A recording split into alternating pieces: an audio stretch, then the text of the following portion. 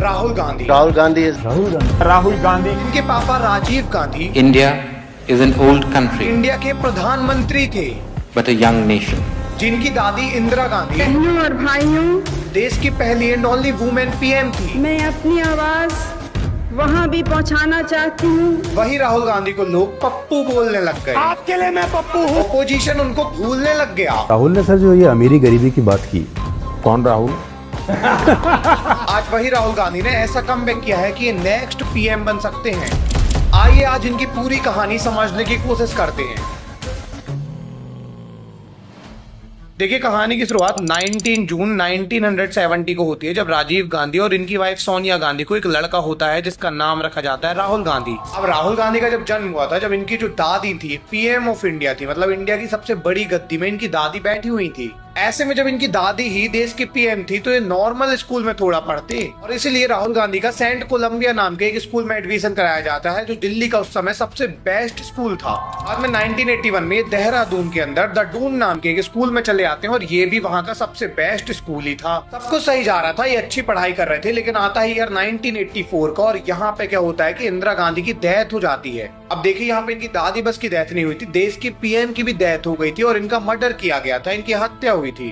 और इसलिए security reason के चलते इसके बाद राहुल गांधी कोई कॉलेज स्कूल वगैरह जाते नहीं है, इनके घर में ही पढ़ाने के लिए टीचर्स आने लग जाते हैं। सिक्योरिटी इतनी ज्यादा बढ़ा दी जाती है कि ये घर से बाहर ही नहीं निकलते, घर के अंदर ये सारे टाइम रहते हैं। बट फाइनली 6 साल बाद 1990 में हार्वर्ड जाते हैं, क्योंकि यहाँ पे अब इनको निकलना ही पड़ता, तो ये यूएसए गए, वहां पे हार्वर्ड में इन्होंने एडमिशन लिया।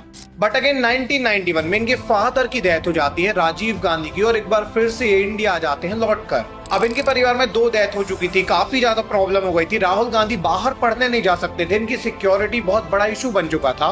ऐसे में राहुल गांधी क्या करते हैं कि अपना नाम चेंज करते हैं, राहुल गांधी की जगह राहुल विंसी नाम से। ऐसा भी था जब राहुल गांधी ने अपनी पहचान छुपाई और लोग उन्हें राहुल गांधी नहीं बल्कि राहुल विंसी के नाम से जानते ये थे। फ्लोरिडा जाते हैं, जहाँ पे रोलिन कॉलेज के अंदर अपना एडमिशन करवाते हैं, और यहाँ पे इंटरनेशनल रिलेशन को पढ़ते हैं। फाइनली 1995 में ट्रिनिटी कॉलेज के अंदर ये अपनी पढ़ाई पूरी करते हैं, और यहाँ पे इन्होंने एमफिल किया था, और यहाँ पे ही राहुल गांधी की पढ़ाई रुक गई थी। इसके बाद ये नहीं पढ़ते, यहाँ पे ये पूरा अपनी एजुकेशन कर लेते हैं। अब देखिए, राहुल इतना पढ़ चुके थे, उन्हें इतना नॉलेज हो गया था कि उन्हें ये समझ में आ गया था कि पॉलिटिक्स में इनको एंटर नहीं करना है, क्योंकि पॉलिटिक्स में काफी ज्यादा फंस जाएंगे। इन्हें कोई भी पॉलिटिक्स में इंटरेस्ट नहीं था, और ये अपना ही काम कर रहे थे, पॉलिटिक्स में नहीं आते हैं। बट इनके परिवार की लेगेसी इतनी ज्यादा बड़ी थी कि घुमा फिरा के वो इन्हें पॉलिटिक्स में ले ही आती है। I mean, that's something that has been drilled into us.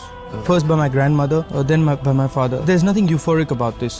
और फाइनली राहुल गांधी को आना ही पड़ता है इंडिया रिटर्न, और 1999 के समय जब राहुल गांधी इंडिया रिटर्न आते हैं, तब यहाँ पे ये देखते हैं कि अभी के टाइम में इंडिया में सरकार बीजेपी की चल रही है। अटल बिहारी वाजपेयी पीएम बन चुके हैं इंडिया के। दूसरी तरफ इनकी मम्मी जो है वो नेक्स्ट पीएम बनने के लिए तैयार है, सोनिया गांधी, और यहाँ पे कांग्रेस पार्टी पूरा जोर लगा रही है कि अगला इलेक्शन हम जीत जाएं। वेल, राहुल गांधी को समझ में आ गया था कि अब उनकी मम्मी भी पॉलिटिक्स में पूरा घुस चुकी है, अब कोई बचा ही नहीं है, उन्हें ही ये लेगेसी कैरी करना पड़ेगा जो इतने सालों से चली आ रही है। I said pretty clearly in my speech, if the Congress party so chooses, and the Congress party wants me to do anything for them, I'm happy to do that. पूरा देश की राजनीति इनके कंधों में है, यही सबसे बड़ी पार्टी है इंडिया की, तो इनको पॉलिटिक्स में घुसना ही पड़ गया।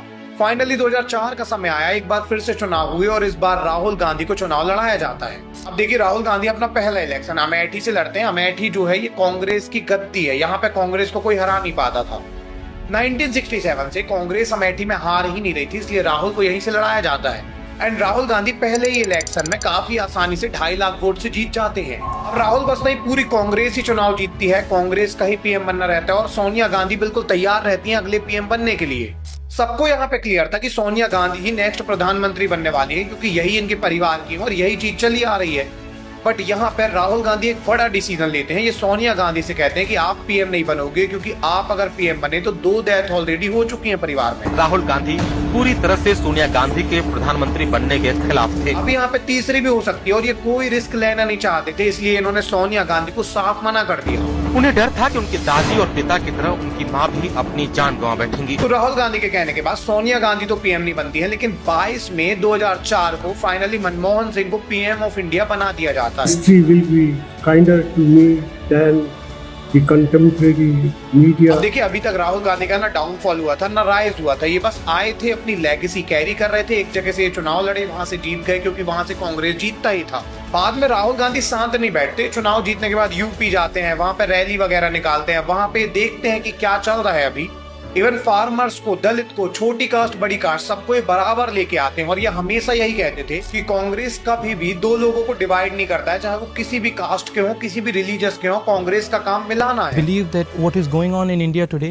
the division of India along caste lines, along religious lines, is absolutely wrong. Rahul Gandhi जब ऐसे सब इंटरव्यू देते हैं, बहुत अच्छी बातें करते हैं इंग्लिश में, तो लोगों को इनकी पर्सनैलिटी बहुत अच्छी लगती है। राहुल गांधी का राइज होने लग जाता है। और 2009 में क्या होता है कि इलेक्शन होते हैं, तो इस बार राहुल गांधी 3,91,000 वोट से जीत जाते हैं। 2009 में अगेन कांग्रेस जीतती है, 206 सीट इनकी पार्टी को मिलती है। एक बार फिर से मनमोहन सिंह को पीएम बनाया जाता है। साथ में राहुल गांधी ने भी कमाल किया था। अमेठी के अंदर 2004 में 2.5 लाख से जीते थे और 2009 में लगभग डबल हो गया था ये मार्जिन। राहुल गांधी को सब लोग अच्छा बोल रहे थे, लेगेसी अच्छे तरीके से कैरी कर रहे थे। इवन ये खुद का भी राइज करा रहे थे, थोड़े बहुत काम करा के। बट ईयर आता है 2014 को और सब कुछ उलट पुलट हो जाता है। देखिए, होता क्या कि 2014 के अंदर नरेंद्र मोदी की एक अलग इमेज निकल के आती है पूरे देश के सामने। सबसे पहले नरेंद्र मोदी एक कैंपेन चलाते हैं जिसका नाम रहता है कि अच्छे दिन आने वाले हैं, जिससे वो लोगों के मन में बैठाते हैं कि अच्छे दिन आ जाएंगे अगर मोदी जी आ जाएंगे तो।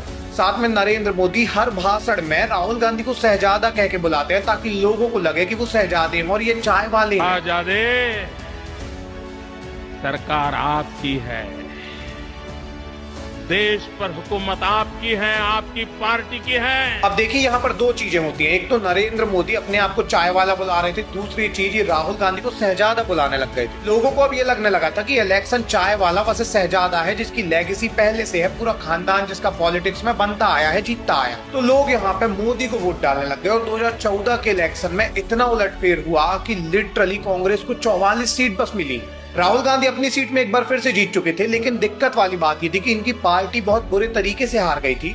2009 में जिनके पास 206 सीट थी, वही राहुल गांधी के पास अभी मिला जुलाकर 44 सीट थी। मतलब कितनी बुरी हार थी इनकी ये। हालांकि उस समय आप राहुल गांधी का इंटरव्यू देखेंगे तो आपको समझ में आएगा कि बिल्कुल चिल है, इनको कोई फर्क नहीं पड़ता। और उसका कारण यही है कि इतने साल से जीत रहे हैं कि इनको लगा आगे जीत जाएंगे, अभी हार गए तो क्या हुआ। मैंने कैंपेन में क्लियरली बोला था कि जनता मालिक है और मालिक ने ऑर्डर दिया है, डायरेक्शन दिया है। तो मैं सबसे पहले नरेंद्र मोदी जी को, बीजेपी को बधाई देना चाहता हूँ। बट अभी इनको अंदाजा भी नहीं था कि अभी तक ये जो चला आ रहा है कि ये जीत जाते हैं बार बार, ये नहीं होने वाला है। ये चीज अब खत्म होने वाली है, पोजीशन इनको खत्म कर देगा पूरे तरीके से। इनको अंदाजा भी नहीं था कि 2014 के बाद इनका ऐसा डाउनफॉल आएगा जिसको कमबैक में कन्वर्ट करने के लिए सब कुछ दांव पे लगाना पड़ जाएगा। देखिए, होता क्या कि 2014 में जैसे ही मोदी इलेक्शन जीते हैं, पूरी मीडिया मोदी की तारीफ करने लग जाती है। बीजेपी का मेन फेस मोदी को बना दिया जाता है। एंड दिक्कत वाली बात ये होती है कि कांग्रेस का मेन फेस बना दिया जाता है राहुल गांधी को। अब राहुल गांधी जो चुनाव जीतने के बाद भी पीएम नहीं बनने वाले थे, जो कांग्रेस का मेन फेस तो कहीं से भी नहीं थे, इनको मेन फेस बना दिया गया कांग्रेस का। एंड ऐसे में जब कांग्रेस हारी तो सब लोग कहने लग गए कि राहुल गांधी हार गए हैं, जबकि राहुल गांधी अपनी सीट से जीते थे, लेकिन इनकी हार बताने लग गए सब लोग। इसके जस्ट 2 साल बाद 2016 में जियो का बूम हुआ, सब जगह इंटरनेट आ गया, लोगों के पास मोबाइल फोन्स आ गए टच स्क्रीन वाले, लोगों के पास यूट्यूब में बहुत इजीली न्यूज एक्सेसिबल हो गई। और इस बार बहुत दिक्कत बढ़ने वाली थी। तो क्या है कि न्यूज चैनल तो वैसे भी दिखाई रहे थे कि मोदी बहुत महान है और राहुल गांधी बेवकूफ है, लेकिन जैसे ही मोबाइल बूम होता है, जियो बूम होता है, हर जगह राहुल गांधी के मीम बनाए जाते हैं और राहुल गांधी को दिखाया जाता है कि ये पप्पू हैं, ये बेवकूफ हैं।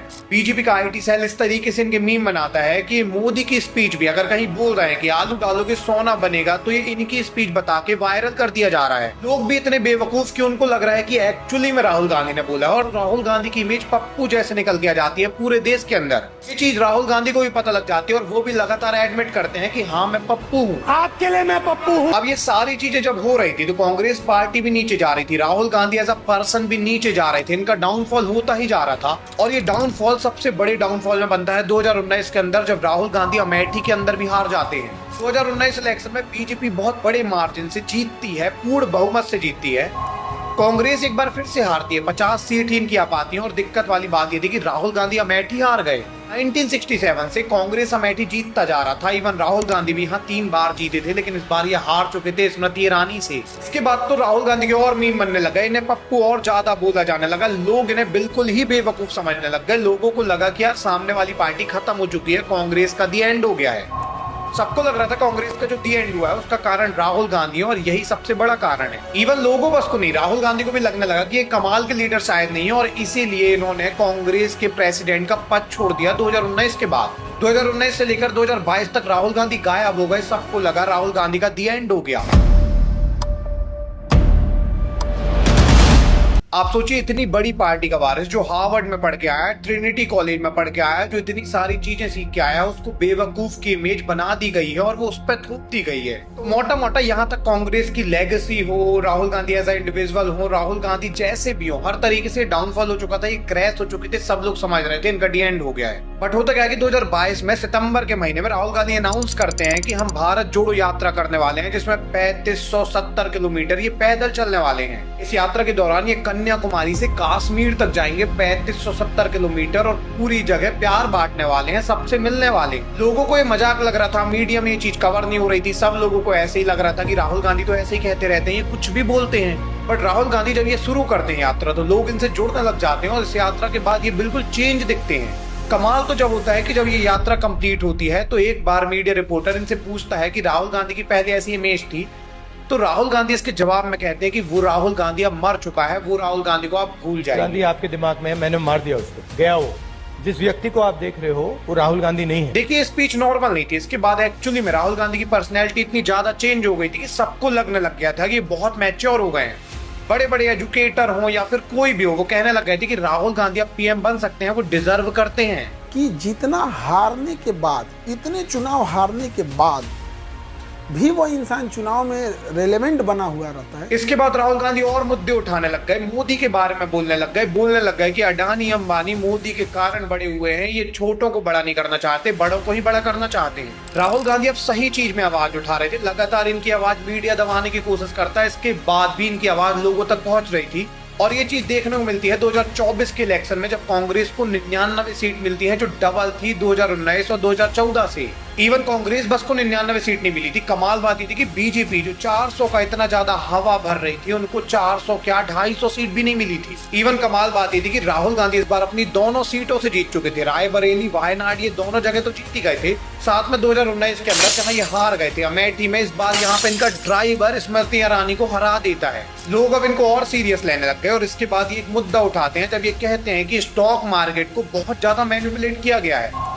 इन्होंने बताया कि किस तरीके से मोदी और अमित शाह ने बोला कि 400 पार होंगे, स्टॉक लीजिए, स्टॉक ऊपर जाएगा, और स्टॉक एकदम से क्रैश कर गया। होम मिनिस्टर ने सीधा कहा कि 4 जून को स्टॉक मार्केट आसमान में जाएगी, लोगों को खरीदना चाहिए। इस तरीके से इन्होंने पूरा बताया कि इन्होंने बड़े लोगों का पैसा बनवाया, छोटे लोगों का पैसा यहाँ डूबा है, और ये चीज सही भी लग रही थी सबको। बट ये मुद्दा फिर भी उतना ज्यादा नहीं चला। लेकिन इसके बाद ये लेके आते हैं वोट चोरी का एक ऐसा मुद्दा जिसने पूरी काया पलट दी। देखिए, जब ये वोट चोरी का मुद्दा लेके आते हैं तो ना इलेक्शन कमीशन के पास कोई जवाब रहता है, ना मोदी के पास, किसी के पास कोई जवाब ही नहीं था। सबको एक्चुअली में सही लगने लग गया, क्योंकि जब जवाब ही नहीं दे रही है ओपोजिशन, तो ये सही होगा कि उन्होंने वोट चोरी की है। कमाल बात पता है आपको क्या है? बिहार में भी इलेक्शन होने वाले हैं और बिहार के इलेक्शन से सेंट्रल की गवर्नमेंट तक पलट सकती है। इसी टाइम पे राहुल गांधी ने इतना बड़ा मुद्दा उठाया कि ओपोजिशन के पास कोई जवाब नहीं है और बिहार में चुनाव होने वाले हैं, मतलब अभी बहुत ज्यादा दिक्कत में आ गई है सामने वाली गवर्नमेंट। और इसी को देखते हुए नीतीश कुमार ने बिहार में बोला है कि 10,000 रुपए डालेंगे महिलाओं के अकाउंट में। राहुल गांधी आज आवाज उठा रहे हैं, सीट रिगेन कर रहे हैं, इनकी इमेज फिर से बनती जा रही है और ऐसा लग रहा है कि आज नहीं तो कल, लेकिन आने वाले टाइम में देश के पीएम बन सकते हैं। आपको क्या लगता है, क्या राहुल गांधी कभी देश के प्रधानमंत्री बन पाएंगे? क्या ये 2029 में होगा या फिर बाद में? जरूर से कमेंट सेक्शन में बताइएगा। अगली वीडियो आपको किस टॉपिक में चाहिए ये भी बताइएगा। मिलेंगे किसी अगली वीडियो में, तब तक के लिए धन्यवाद।